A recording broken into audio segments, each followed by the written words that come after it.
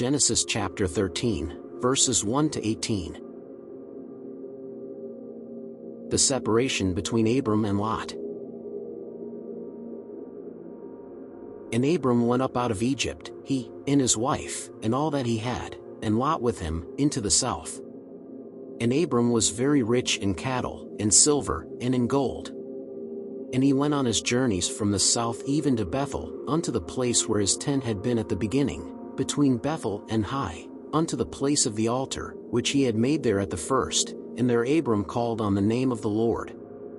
And Lot also, which went with Abram, had flocks, and herds, and tents.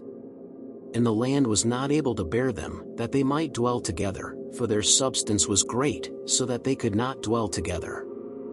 And there was a strife between the herdmen of Abram's cattle and the herdmen of Lot's cattle, and the Canaanite and the Perizzite dwelled then in the land.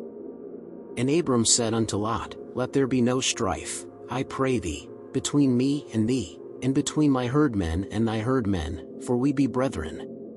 Is not the whole land before thee? Separate thyself, I pray thee, from me. If thou wilt take the left hand, then I will go to the right, or if thou depart to the right hand, then I will go to the left. And Lot lifted up his eyes, and beheld all the plain of Jordan, that it was well watered everywhere, before the Lord destroyed Sodom and Gomorrah, even as the garden of the Lord, like the land of Egypt, as thou comest unto Zoar. Then Lot chose him all the plain of Jordan, and Lot journeyed east, and they separated themselves the one from the other. Abram dwelled in the land of Canaan, and Lot dwelled in the cities of the plain, and pitched his tent toward Sodom.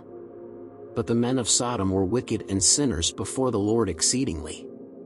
And the Lord said unto Abram, after that Lot was separated from him, Lift up now thine eyes, and look from the place where thou art northward, and southward, and eastward, and westward, for all the land which thou sayest, to thee will I give it, and to thy seed forever.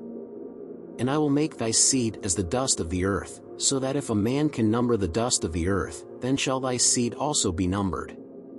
Arise, walk through the land in the length of it and in the breadth of it, for I will give it unto thee. Then Abram removed his tent, and came and dwelt in the plain of Mamre, which is in Hebron, and built there an altar unto the Lord.